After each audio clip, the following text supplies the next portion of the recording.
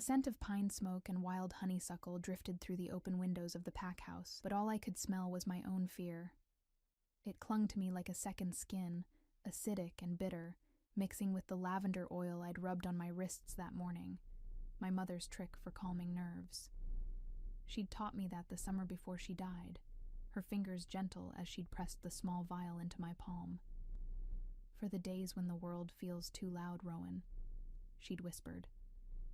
"When you forget you're stronger than you know." I touched the vial now, hidden in the pocket of my dress, and tried to believe her words. The great hall thrummed with bodies and noise. Hundreds of wolves gathered for the claiming ceremony. Every unmated Omega in the Northern Territories stood in this room, dressed in their finest clothes, hair gleaming, skin perfect. They laughed and whispered, their confidence a language I'd never learned to speak. I stood near the back, partially hidden behind a stone column, my left hand tucked against my side where the scars began. The burns crawled from my fingertips to my shoulder, a landscape of ruined skin that no amount of healing magic had been able to erase. 5 years since the fire, 5 years of stares and whispers, and the careful way people looked away when they thought I might notice. "Did you hear?" A voice nearby, bright with gossip. "The Alpha King is actually coming, Sebastian Thorne himself." My stomach twisted. Of course he was coming. This ceremony was for him, after all. The great unmated king finally choosing a mate from among the territory's offerings. Every Omega here harbored the same desperate hope, that his eyes would land on them, that they'd be chosen, elevated, transformed into a queen. Every Omega except me.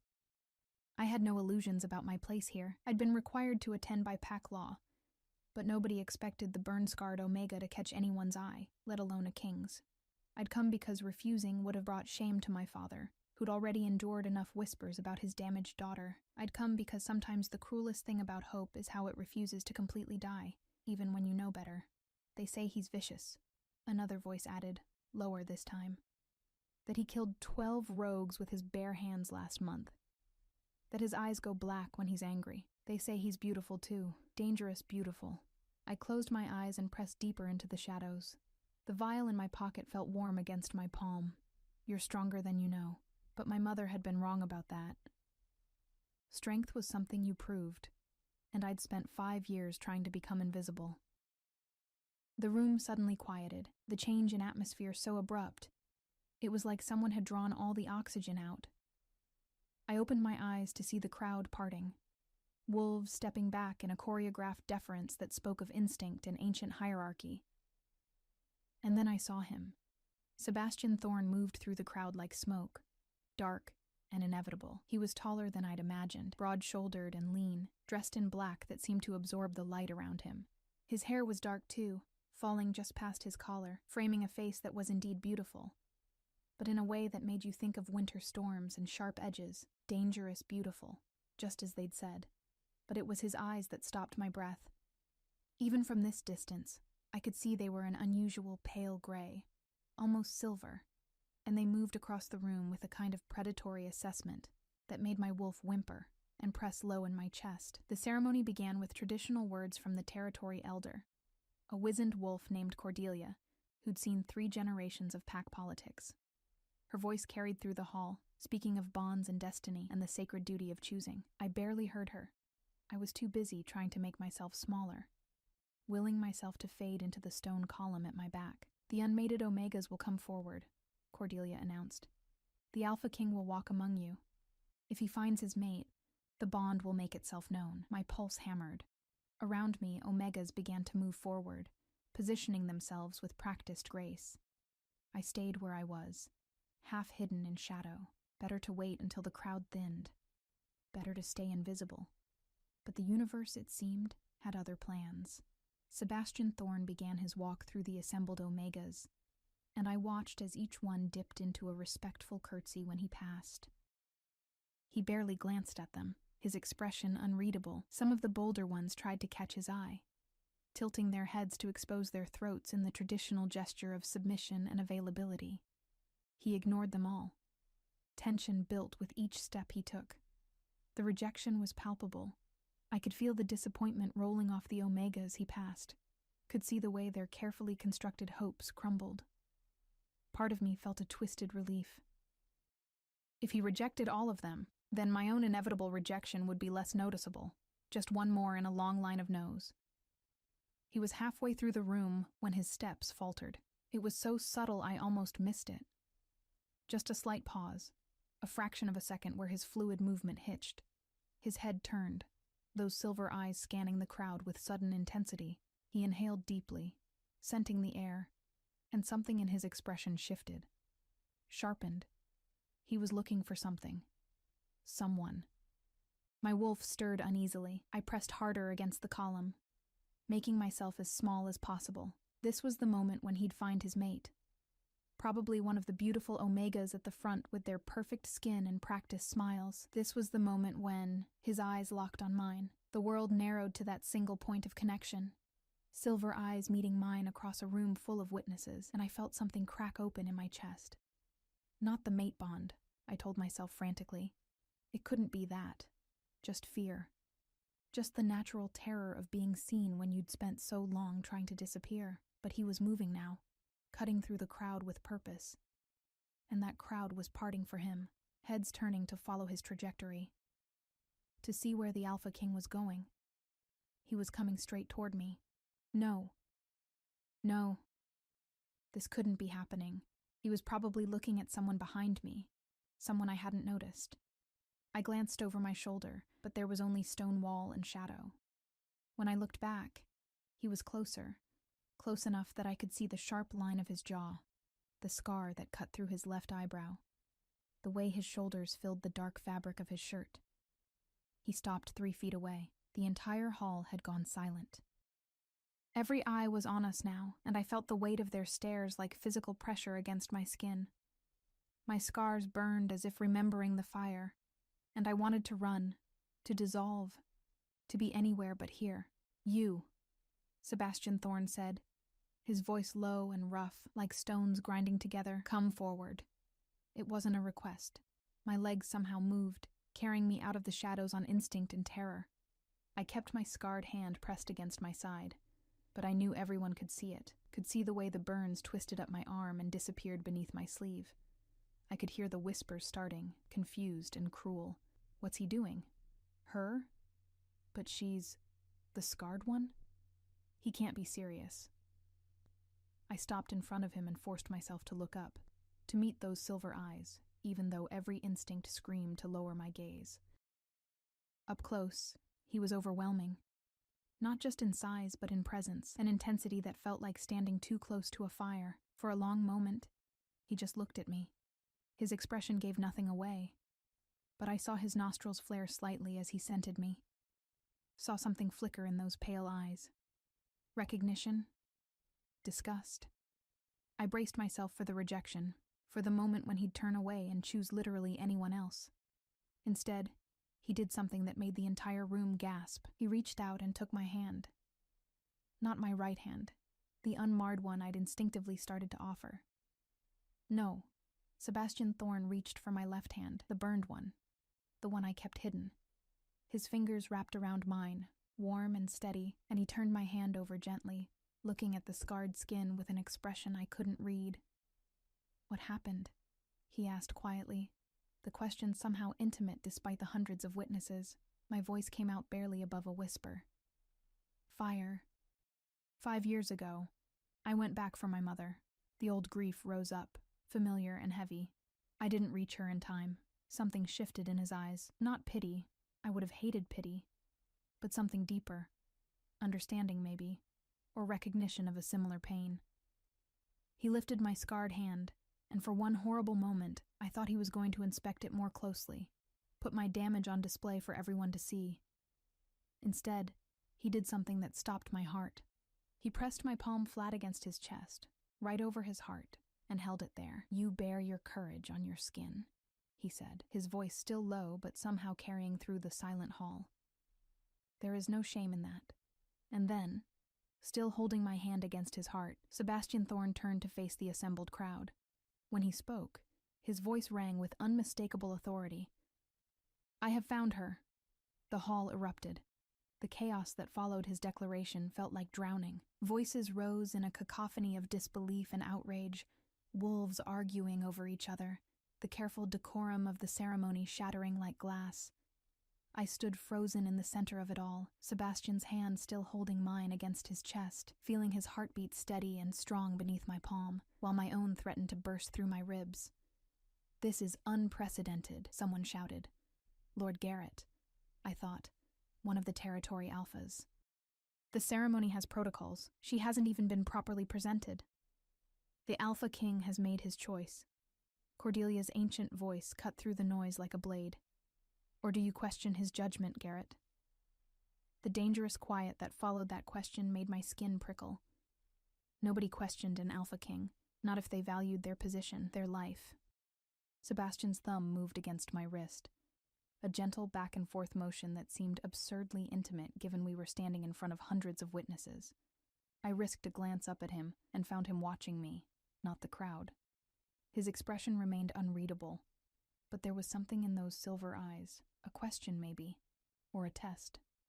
I started to pull my hand away, suddenly aware of how this must look, how presumptuous I must seem. "Your Majesty, I think there's been a mistake." His fingers tightened just slightly, keeping my hand in place. "Do you feel it?" he asked quietly, for my ears only. "The pull?" And God's help me, I did. It had started the moment our eyes met, a magnetism I'd been trying desperately to deny, writing it off as fear or shock or anything other than what it actually was. But now, with my hand against his chest and his scent surrounding me, pine and night air and something darker, like smoke, I couldn't pretend anymore. The mate bond. Faint but unmistakable, a golden thread connecting us that grew stronger with every second of contact. "I feel it," I whispered, the admission costing me everything. Because feeling it and accepting it were two different things, and I knew what came next, the rejection. The moment when he realized what he'd done, claiming a damaged Omega in front of his entire court. He'd find a way to take it back, to save face. They always did. But instead of releasing me, Sebastian turned back to the crowd. "The ceremony is concluded. My mate and I will retire. Cordelia, make the arrangements for the binding ritual. 3 days from now." 3 days. My mind spun. The binding ritual was permanent, a ceremony that would tie us together for life. He couldn't possibly mean it. Sebastian. A new voice, female and sharp. A striking woman with copper hair pushed through the crowd, her face twisted with fury. "You cannot be serious. She's nobody. A scarred Omega from a minor pack with no connections, no power. This is political suicide. Then it's fortunate I don't require your approval, Vera." Sebastian's voice had gone cold, and I felt the change in him. The way his shoulders tensed, how his heartbeat kicked up slightly beneath my palm. "As I recall, you're here as a guest of the Northern Territories, not as my advisor. Vera." The name clicked into place. Vera Ashford, daughter of the Eastern Territories' most powerful pack. Beautiful, connected, ambitious. Everything I wasn't.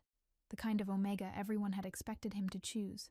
Her green eyes fixed on me with undisguised hatred. "You think you've won something," she said, her voice dripping venom. "But you're just a temporary fascination. When he realizes what you really are, broken, powerless, pathetic, he'll discard you. And I'll be waiting." The words hit like physical blows, each one finding the soft places where my insecurities lived. Because she was right, wasn't she? This couldn't last. This couldn't be real. Enough. Sebastian's voice cracked through the hall like thunder, and I felt the alpha dominance roll off him in waves. Several wolves nearby dropped their heads instinctively, unable to meet his eyes. "You will show respect to your future queen, or you will leave my territory. Choose." Vera's face went white, then red. For a moment I thought she might actually challenge him, but even she wasn't that foolish. She dipped into a stiff curtsy, her eyes promising murder, and stepped back into the crowd. "Come," Sebastian said to me. And finally, he released my hand, but only to offer me his arm, the gesture formal and unmistakable.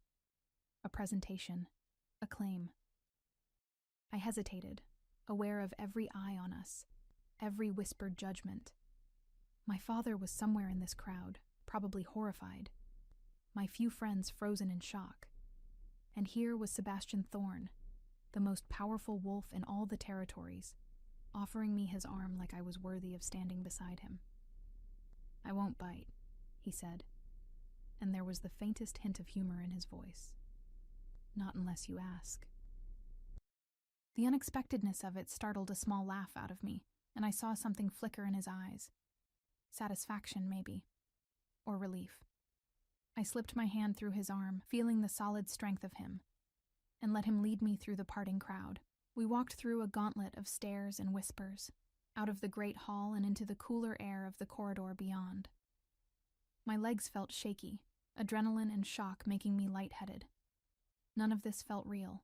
Any moment I'd wake up and find it had all been some elaborate, cruel dream.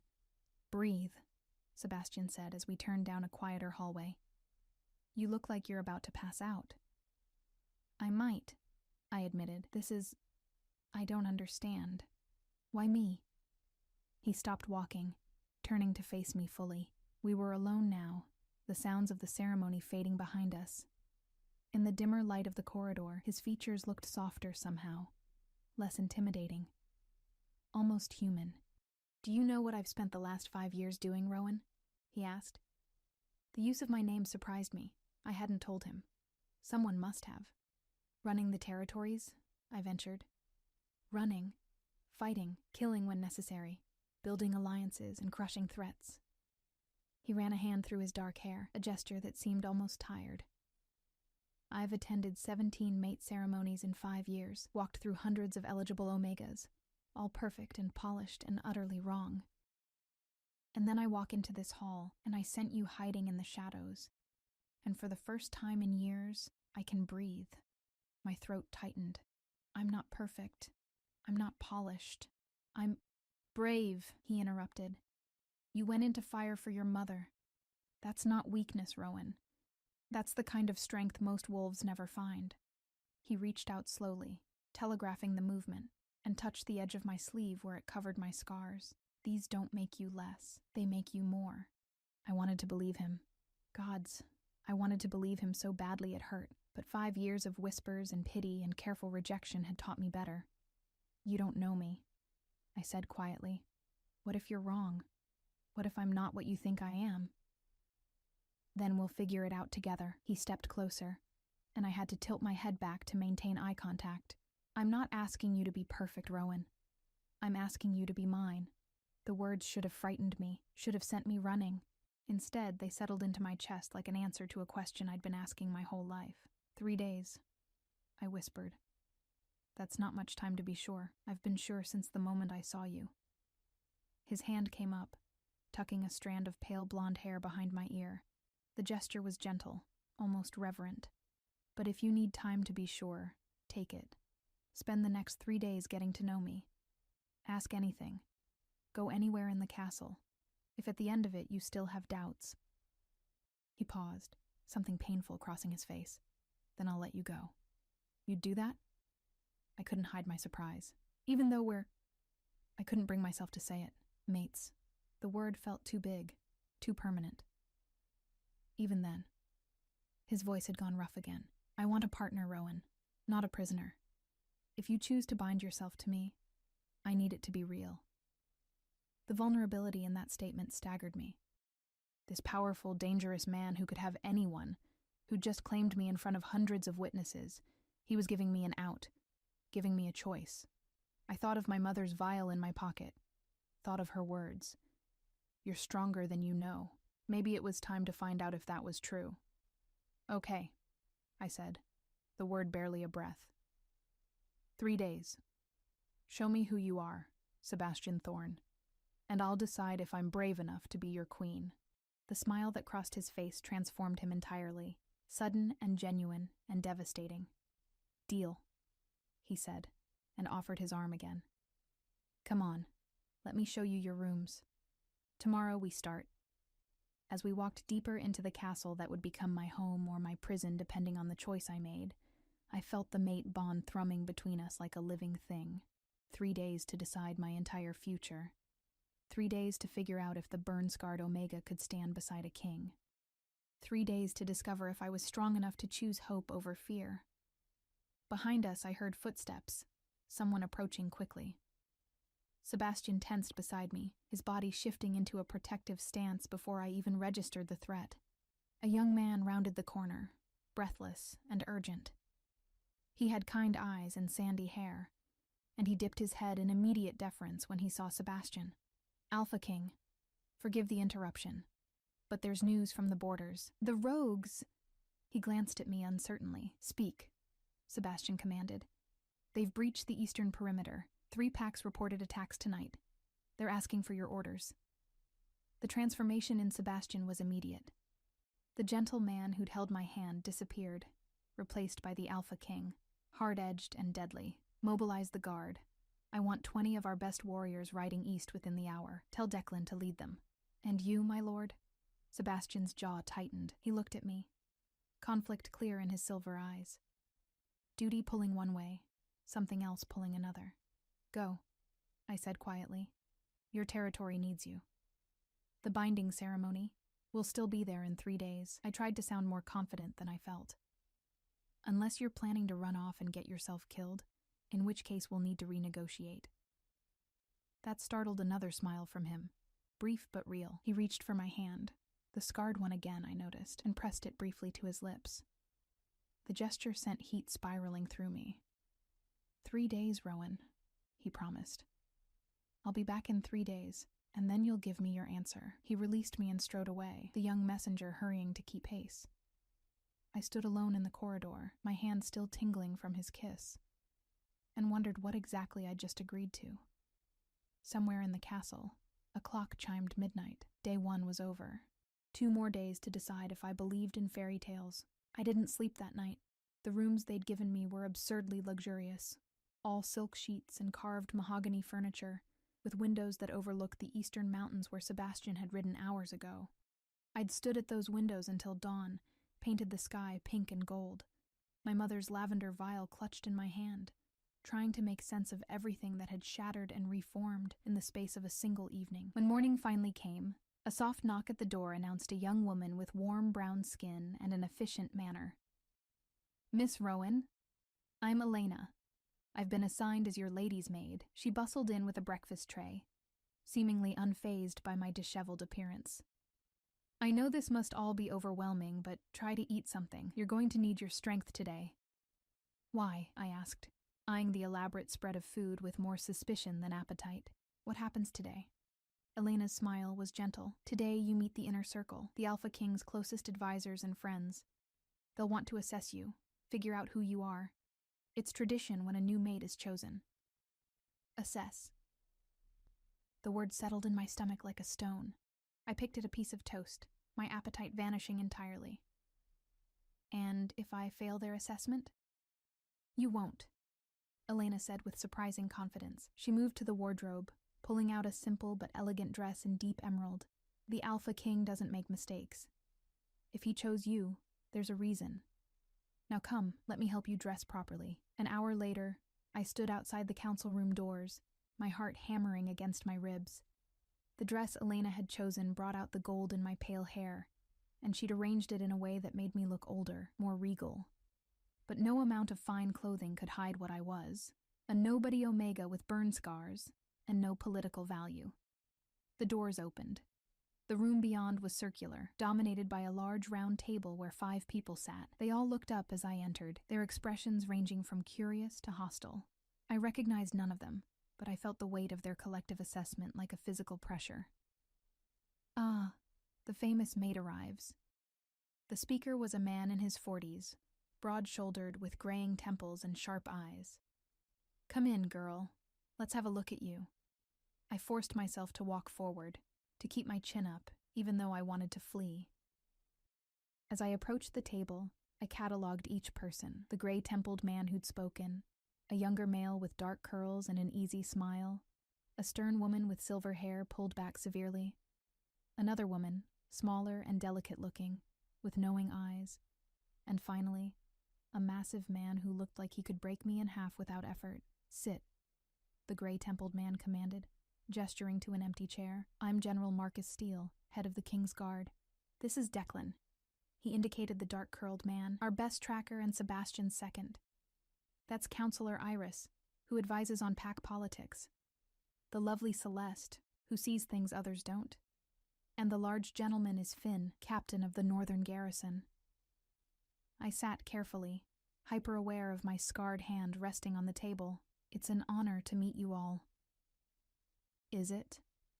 Iris's voice was cold. Tell me, girl, what do you know about running a territory? Nothing, I admitted, but I'm willing to learn. What about diplomacy? Alliance building? Can you even read? The insult stung, but I kept my voice level. I can read. I've studied history and pack law, though admittedly not at your level. My father made sure I was educated, even if he didn't expect me to use it. Your father. Marcus leaned forward. Thomas Reed of the Northern Ridge Pack. Minor alpha, moderate influence, no notable achievements. And you, an Omega, who couldn't even secure a mate within your own pack. Forgive my bluntness, but what exactly do you bring to this union besides a pretty face? Except my face wasn't pretty, not anymore. Not with the scar that crept up the left side of my neck. He knew that. They all knew that. This was a test, seeing if I'd break. I met his gaze steadily. You're right. I bring no political connections, no powerful family, no particular skills that would benefit the kingdom. What I bring is what Sebastian saw worth claiming, myself. If that's not enough for you, then perhaps you should take it up with your king. Silence fell. Then Declan laughed, the sound unexpected and genuine. I like her, he announced. She's got spine. Spine won't stop a war, Iris countered. Spine won't navigate the complex alliances we've spent years building. The Eastern Territory is already threatening to withdraw support because of this impulsive choice. Let them. Celeste spoke for the first time, her voice soft, but carrying unusual weight. The Eastern Territory has been looking for an excuse to break away for years. Better to know where they stand now than later. Easy for you to say, Marcus growled. You don't have to strategize how to defend our borders with reduced forces. They began arguing among themselves, and I realized I was being forgotten, dismissed as irrelevant to the real conversation. Part of me wanted to shrink back, to accept my place as an afterthought, but another part, the part that had run into fire for my mother, the part that had survived 5 years of whispers and rejection, refused to disappear. What if I could help? The words came out before I could stop them. The argument ceased. All eyes turned to me. Help how? Iris asked, skepticism dripping from every word. I swallowed hard, committing to the path. You said the Eastern Territory is threatening to withdraw, but they won't. Not really. They need the trade routes through our lands too badly. Their economy depends on access to the northern ports. Marcus's eyebrows rose. You know this how? My father might not be important, but he talks. And I listen. I leaned forward slightly, warming to my subject. The Eastern Territory is posturing, trying to use this situation to negotiate better terms. But if you call their bluff, offer to redirect the trade routes through the Southern Territory instead, they'll back down. The Southern packs would jump at the opportunity and the East would lose everything. Silence. Then Declan grinned. Told you she had spine. It's not a bad strategy, Celeste said thoughtfully. Risky, but not bad. Even Iris looked grudgingly impressed. You've thought about this. I've had a long night, I admitted. And not much else to do except think about how to not be completely useless to you all. Finn spoke for the first time, his voice a deep rumble. The girl has sense. More than some I've seen Sebastian show interest in. He looked at me directly. But sense isn't enough. This life will eat you alive if you let it. Kings have enemies. Can you handle that? Can you handle watching him ride to battle knowing he might not come back? The question hit harder than he'd intended, I think, because I'd already watched someone I loved disappear into flames. I'd already learned what it meant to lose everything. I watched my mother die, I said quietly. I tried to save her and failed, so yes, I know what loss feels like, and yes, it terrifies me, but fear isn't a reason to not try. Fear is just part of loving someone. The room had gone very still. You love him already? Marcus asked, his tone different now. Gentler. I don't know him well enough to love him, I said honestly, but I feel the bond. And I know what it's asking of me, to trust someone I just met with my entire future, to believe that maybe, possibly, I could be what he needs. I looked around the table, meeting each person's eyes. I know you all think I'm wrong for him, that I'm too weak, too damaged, too nothing, and maybe you're right. But he chose me anyway, so for the next 2 days, I'm going to try to prove that choice wasn't completely insane, and if I can't, I shrugged, trying for bravado I didn't feel. Then at least I'll have tried. Declan stood abruptly, coming around the table. For a moment I thought he might attack. These were predators after all, and I was prey. But instead, he offered his hand. Welcome to the madness, Rowan Reed. You're going to fit in just fine. I took his hand, and he pulled me to my feet with easy strength. Really? Really. He grinned. Anyone who can stand up to Marcus on day 1 is either incredibly brave or incredibly stupid, and I'm choosing to believe it's the former. It might be both, I muttered, but I felt something loosening in my chest. Acceptance, maybe. Or at least the beginning of it. Come on, Declan said. Let me show you around properly. If you're going to be queen, you need to know this place.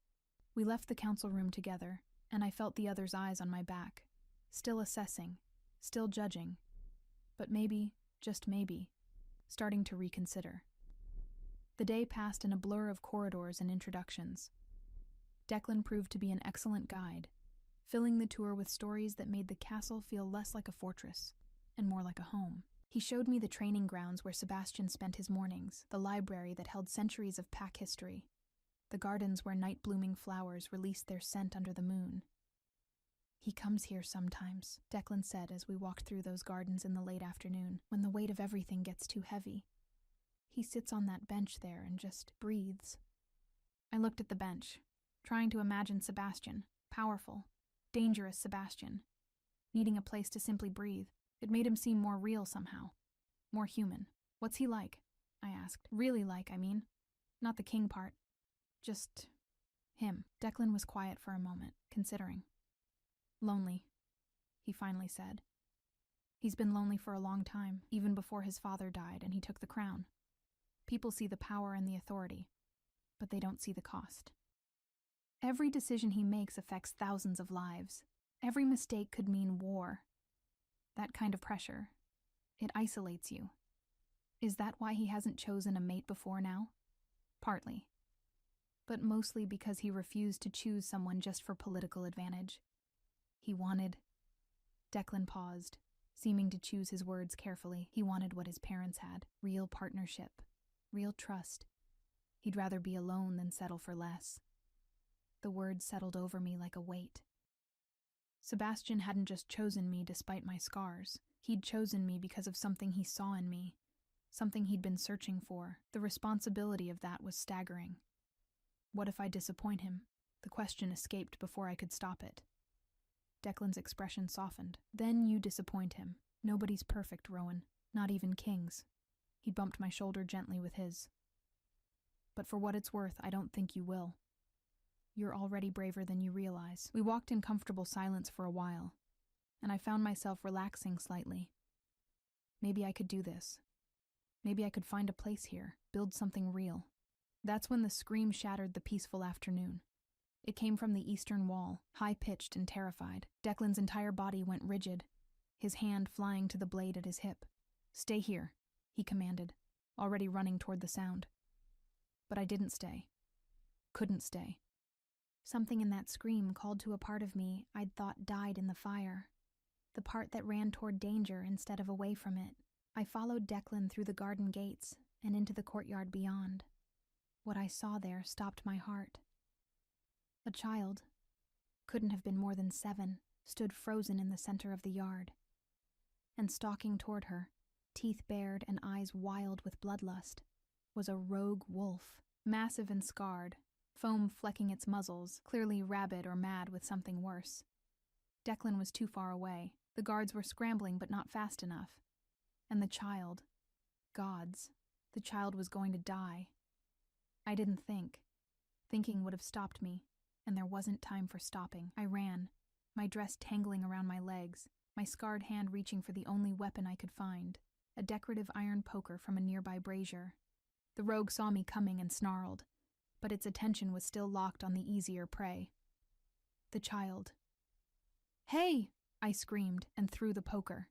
It hit the wolf's flank, not hard enough to wound, but enough to get its attention. Those mad eyes swung toward me, and I saw my death in them. But at least the child could run. The wolf charged. Time fractured into crystalline moments. The wolf's snarl, the child's sob as she finally ran, the thunder of my pulse in my ears. The rogue was massive, easily twice my size, and I had nothing but my bare hands and a desperate, stupid courage that felt like my mother's ghost moving through me. "You're stronger than you know." The wolf leaped, and I dropped low, rolling to the side the way I'd seen my father's warriors train. Claws raked the air where my throat had been. I came up gasping, my dress torn, adrenaline singing through my veins like lightning. "Rowan, get back." Declan's voice, closer now but still too far. The rogue circled, hackles raised, calculating. Rabid didn't mean stupid. It meant unpredictable, which was worse. I kept my eyes on it, backing slowly toward where I'd dropped the poker. If I could just reach it, the wolf feinted left, then struck right. I threw myself backward, hit the ground hard enough to knock the air from my lungs. Pain exploded through my shoulder where I'd landed on stone. The rogue was on me in an instant. Hot breath reeking of rot and madness, jaws opening wide. Then a silver blade erupted from its throat. The wolf made a horrible gurgling sound and collapsed, its weight pinning my legs. I stared in shock as blood pooled on the cobblestones, black and wrong-smelling. Declan appeared above me, breathing hard, his blade dripping crimson. "Are you insane?" he demanded, even as he shoved the dead wolf off me and hauled me to my feet. His hands moved over me rapidly, checking for injuries. "What were you thinking, running at a rogue with nothing but a fireplace poker?" "I was thinking that child was going to die," I managed, my voice shaking now that the danger had passed. My legs felt like water. I was thinking someone had to do something. Someone did do something. The guards, me, people who are actually trained for this. But his anger was undercut by something else in his eyes. Respect, maybe, or recognition. A crowd had gathered, drawn by the commotion. I saw the child, safe now, clutched in her mother's arms, both of them crying. I saw the guards who'd arrived too late, shamefaced and shaken. I saw Iris pushing through the crowd, her stern face gone white. "Secure the perimeter," she ordered sharply. "If one rogue got through, there may be more. And someone find out how in all the hells this happened. Our wards should have prevented—" She stopped, her eyes landing on me. On the torn dress, the blood spattering my skin. The wolf's blood, not mine, thankfully. "You." I straightened, trying to look less like I was about to collapse. "Me. You threw yourself at a rabid rogue. It wasn't a question." The child. I saw. Iris's expression was unreadable. "That was either incredibly brave or incredibly foolish." "Declan said the same thing," I muttered. I'm starting to sense a theme. The tiniest smile cracked Iris's severe expression. "Come. You need to be cleaned up before Sebastian returns and finds out his mate nearly became rogue bait on day 2. Sebastian's back? My heart lurched. Riding in now. The Eastern situation was resolved faster than expected. Iris's gaze sharpened, which means he'll hear about this incident within moments of arriving. Best you're there to tell him yourself before rumors make it worse. She was right. I let Elena hustle me back to my rooms, help me out of the ruined dress and into a bath. The hot water stung a dozen small cuts I hadn't noticed receiving, and my shoulder was already bruising purple where I'd hit the ground. But I was alive. The child was alive. I thought that might be enough. Elena dressed me in soft gray wool that covered most of the damage, though nothing could hide the scrape on my cheek, or the way I moved stiffly. "He's going to be furious," she predicted, braiding my hair with gentle efficiency. The Alpha King doesn't take threats to his mate lightly. It wasn't a threat to me specifically. It was a rogue that got through your defenses. He won't see the distinction. She pinned the braid in place. "There. You look presentable, at least. Now go, before he comes looking for you." I found Sebastian in the war room, still in riding leathers, studying a map with Marcus and Finn. He looked up when I entered, and the relief that crossed his face was so naked it made my breath catch. Then his eyes tracked over me, the scrape on my cheek, the careful way I held myself, and that relief transformed into something colder. Dangerous. What happened? His voice was deadly calm. A rogue breached the eastern wall. Marcus answered before I could speak. It was put down, but not before... Not before what? Sebastian's eyes never left mine. I lifted my chin. Not before I did something stupid. The muscle in his jaw ticked, everyone out. Marcus and Finn exchanged glances but obeyed, filing out silently. The door closed with a definitive thud, leaving us alone in the room that suddenly felt too small. "Show me," Sebastian said quietly. "It's nothing, just some bruises." "Show. Me." The alpha command in his voice made my wolf whimper and submit. I turned slowly, letting him see the bruises darkening my shoulder where the dress had slipped down slightly, the scrapes on my arms. I heard him inhale sharply. When I turned back, his hands were clenched into fists at his sides, his eyes that dangerous silver black I'd heard about. Tell me exactly what happened. So I did. The garden, the scream, the child frozen in terror, the rogue stalking toward her with murder in its eyes, my decision to run, to distract, to buy time for someone who actually knew what they were doing to arrive. "You threw yourself at a rabid rogue," Sebastian said when I finished, his voice still that terrible calm. "Armed with a fireplace poker." "I threw the poker at the rogue," I corrected. "I faced it with nothing, which in retrospect was perhaps not my best. Perhaps not your best?" The calm shattered. "Rowan, you could have died. That child has trained guards whose job it is to protect her. You are..." He stopped, running both hands through his hair in frustration. "Gods, you're my mate. Do you understand what it would have done to me if something had happened to you?" The raw pain in his voice stopped my defensive response. I'd been so focused on justifying my actions that I hadn't considered how they would affect him. The mate bond worked both ways. If I'd been hurt, he would have felt it. If I'd died. "I'm sorry," I said quietly. "I didn't think about that. There was a child, Sebastian. She was going to die, and I couldn't just stand there and let it happen." "Why not?" The question came out almost desperate. "Why couldn't you let the guards handle it? Let someone else be the hero?" "Because I'm not someone who stands by." The words emerged with more force than I'd intended. I went into fire for my mother. I know what it's like to try to save someone and fail. But at least I tried. At least she knew in those final moments that someone cared enough to come for her. My voice cracked. "I can't be the person who watches and does nothing, Sebastian. I can't. Even if it means being stupid and reckless and giving you gray hair before the binding ceremony. That's who I am." The silence stretched between us, heavy with things unsaid. Then Sebastian crossed the distance between us in 3 strides and pulled me against him. Careful of my injuries, but unmistakably possessive, his heart thundered against my ear. "You're going to be the death of me," he murmured into my hair. "Brave, reckless, impossible woman. Is that a deal breaker?" I asked, my voice muffled against his chest. "Because we still have a day before I have to give you my answer. You could still change your mind about the whole queen thing." He pulled back just enough to look down at me, one hand coming up to cup my uninjured cheek. "Change my mind? Rowan, after today, half the court is talking about your courage. The child's mother has been asking everyone who you are so she can thank you properly. Declan says you didn't hesitate, didn't freeze. You saw danger and ran toward it." His thumb brushed my cheekbone gently. "You're exactly what I need, what we need. Someone who leads with their heart, who cares more about doing what's right than what's safe, even if it makes you furious, especially then." His smile was crooked, almost rueful. "I don't want a mate who sits quietly and lets others take risks. I want a partner who stands beside me, who fights when fighting is needed. The smile faded.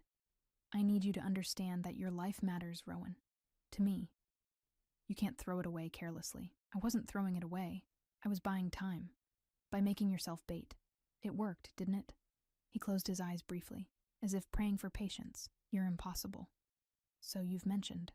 I softened, letting my hand come up to rest over his heart, the way he'd positioned it that first night. I'll try to be more careful. I can't promise I won't still do stupid things when people I care about are in danger, but I'll try to find a balance between being brave and being reckless. That's all I ask.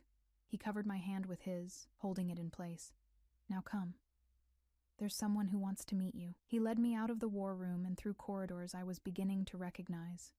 We ended up in a small sitting room where the child from the courtyard sat with her mother, both of them rising quickly when we entered. Your Majesty, the mother said, dropping into a curtsy. The child did the same, though her eyes were fixed on me with an expression of awe. Lady Helena, Sebastian acknowledged.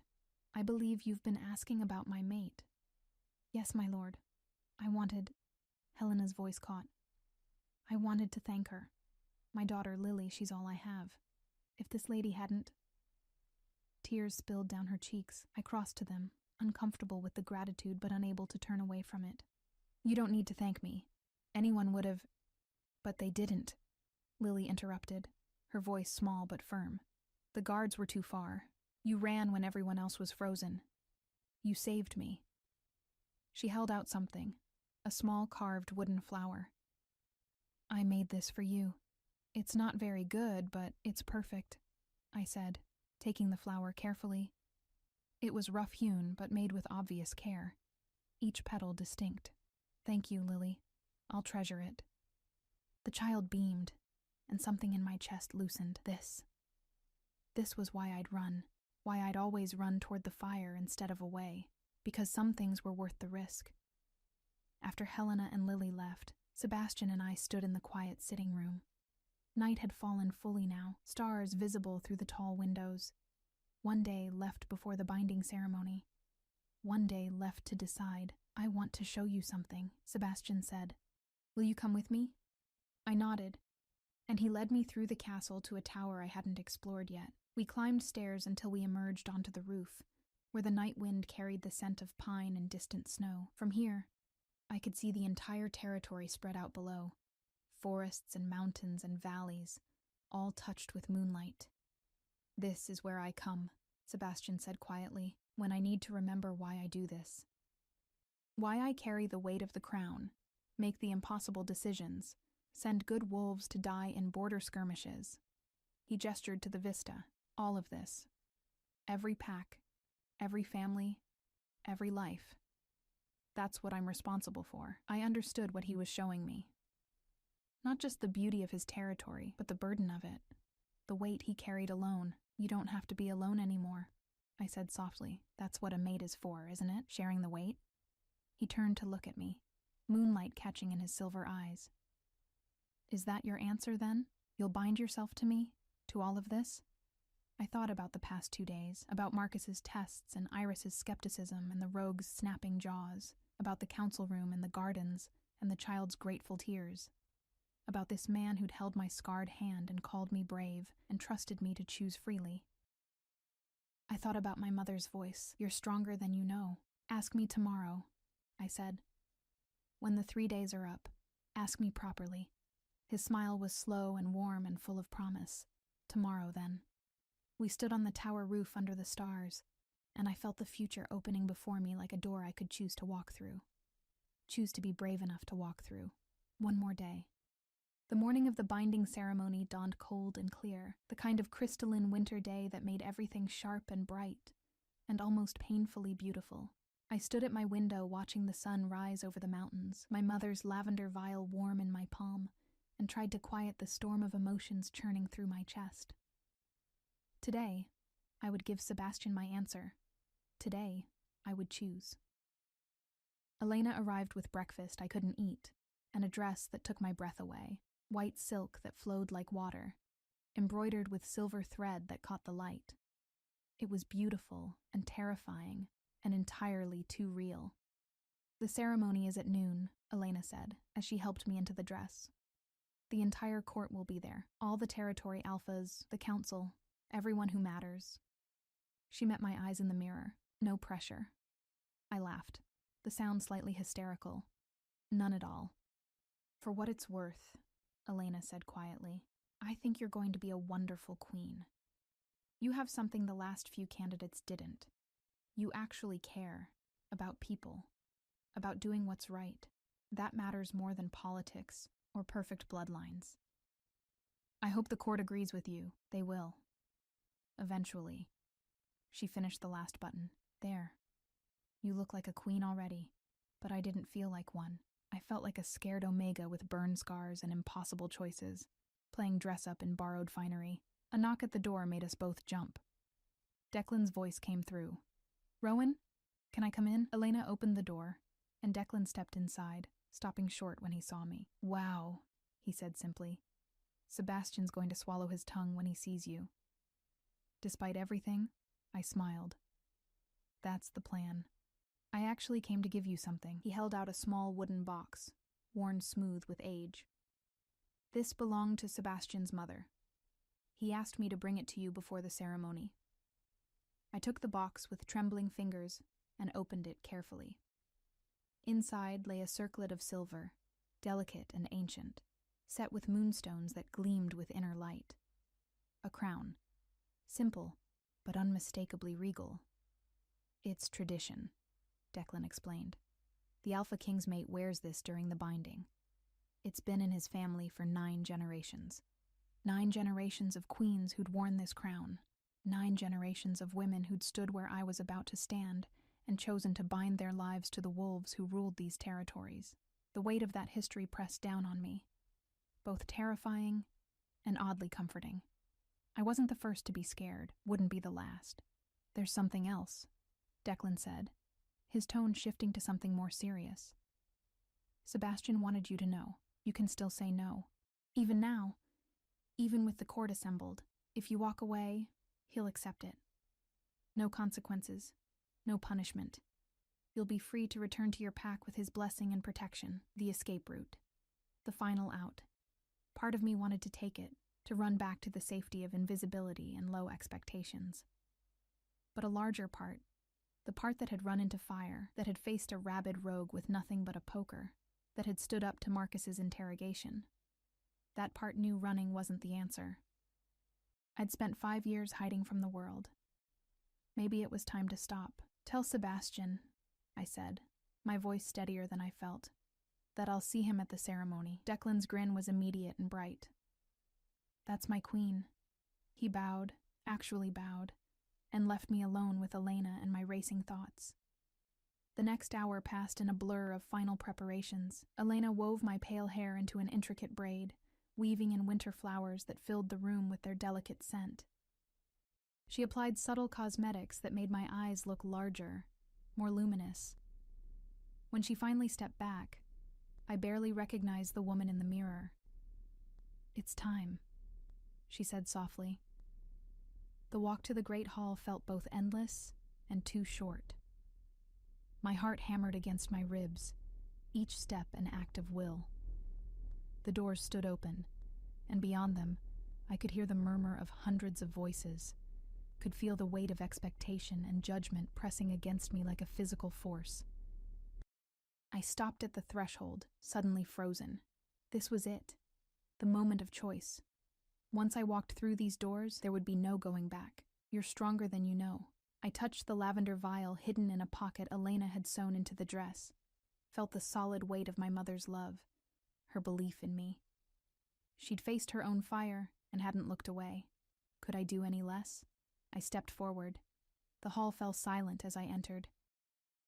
Every eye turned to me, hundreds of wolves witnessing this moment. I kept my gaze straight ahead, fixed on the altar at the far end of the hall where Sebastian waited. He stood in formal black, the Alpha King in all his terrible beauty and power, and even from this distance I felt the pull of the bond between us, golden and strong and undeniable. I walked the long aisle alone. Tradition dictated the Omega come to the Alpha, not the other way around. Each step felt like both a surrender and a claim. With every footfall, I was choosing him, choosing this life, choosing to believe I could be brave enough, strong enough. Sebastian's expression as I approached was carefully controlled, but his eyes held everything. Hope and fear and desperate longing. the same emotions churning through my own chest. When I finally reached him and stopped, close enough to touch, I saw his hands were trembling slightly. "Rowan Reed," Elder Cordelia's voice rang out, formal and ancient. "You stand before this assembly to make your choice. Do you come of your own free will to bind yourself to Sebastian Thorne, Alpha King of the Northern Territories?" This was it. The moment. I could still say no, could still walk away. I looked up at Sebastian, met those silver eyes that had seen me, really seen me, when everyone else looked away. I thought about the way he'd held my scarred hand, called me brave, given me 3 days to choose freely. I thought about his loneliness and his burden, the way he'd shown me his soul on that tower roof under the stars. I thought about the woman I wanted to be. Not the scared Omega hiding from the world, but someone who ran toward the fire. Someone who chose love over fear. "I do," I said, my voice carrying through the silent hall.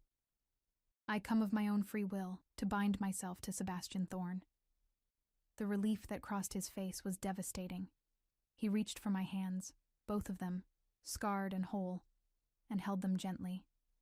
"And I accept your choice," he said, the formal words made intimate by the way he looked at me. "I claim you as my mate, my partner, my queen. I vow to honor you, protect you, and stand beside you for all the days of my life." Cordelia stepped forward with a silver cord, ancient and gleaming. She wrapped it around our joined hands, binding us together. "By the laws of pack and territory, by the bonds of mate and crown, I declare you bound. Sebastian Thorne, Alpha King. Rowan Reed, his chosen queen." The cord glowed briefly, warm against my skin, and I felt something shift deep in my chest. The mate bond, no longer just a pull but a connection, solid and real and permanent. I could feel Sebastian's heartbeat as if it were my own, could sense his emotions thrumming through the link between us. Love. Fierce and protective and all-consuming. He pulled me close and kissed me, claiming me before the entire court, and the hall erupted in cheers and howls. When we finally broke apart, both breathless, he touched his forehead to mine. "My brave, impossible queen," he murmured. "Thank you for choosing me."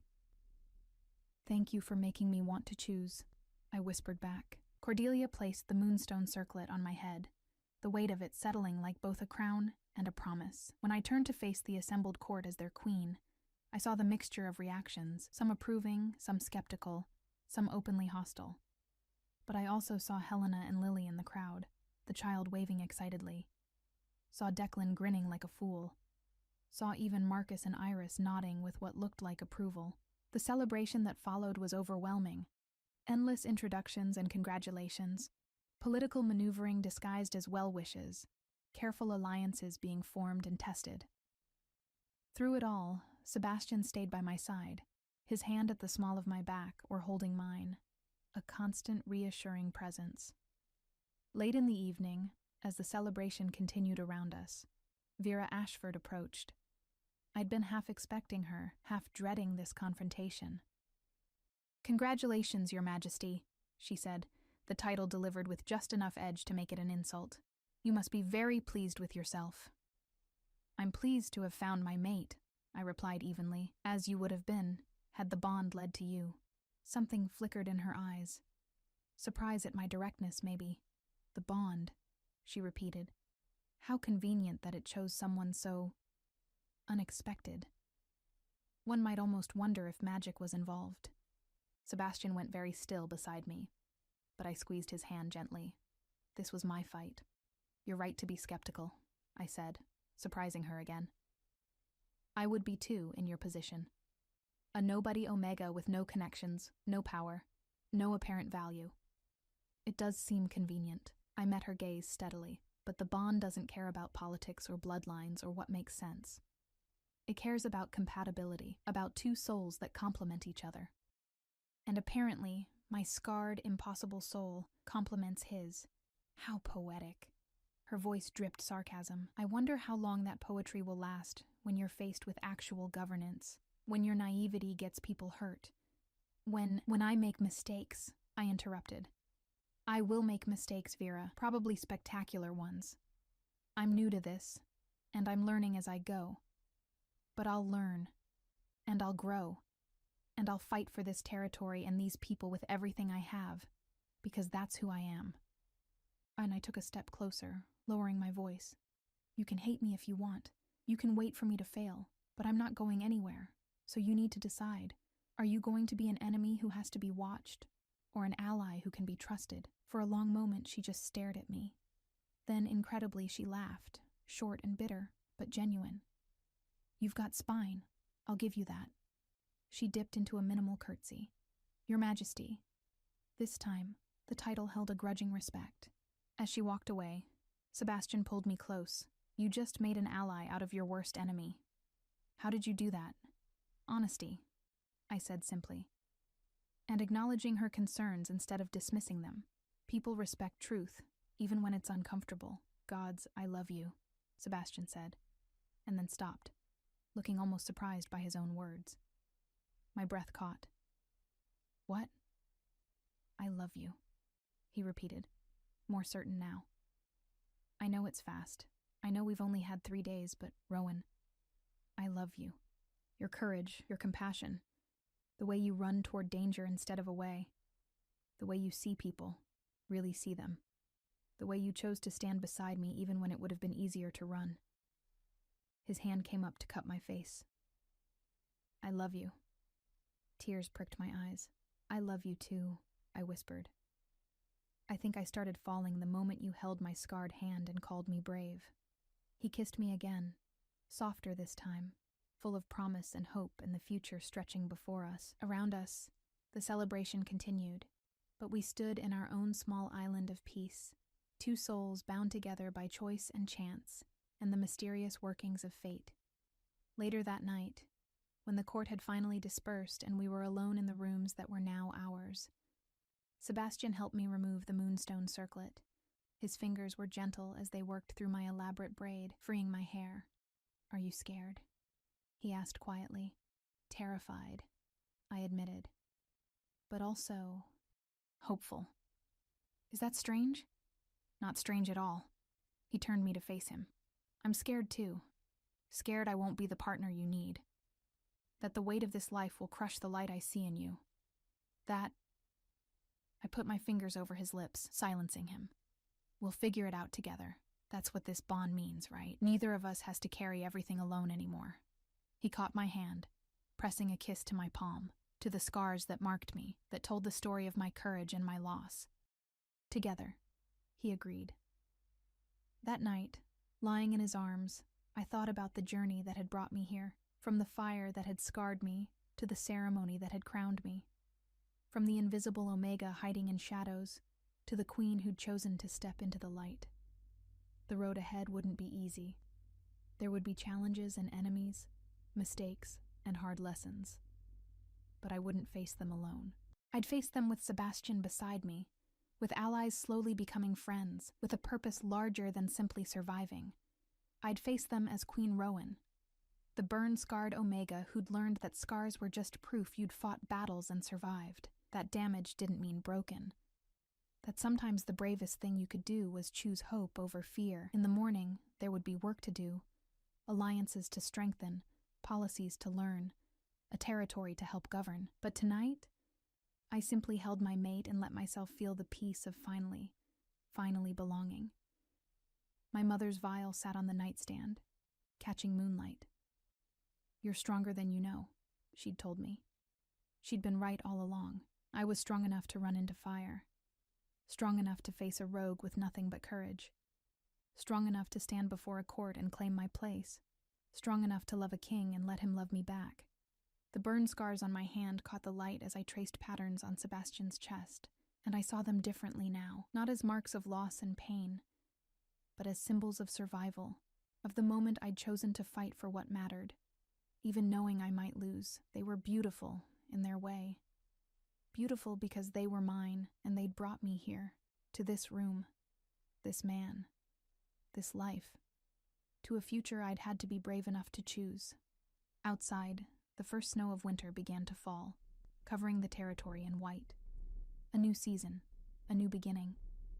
And somewhere in the castle, a 7-year-old girl named Lily slept peacefully, clutching a wooden flower, alive because one scarred Omega had decided that hiding wasn't the same as living.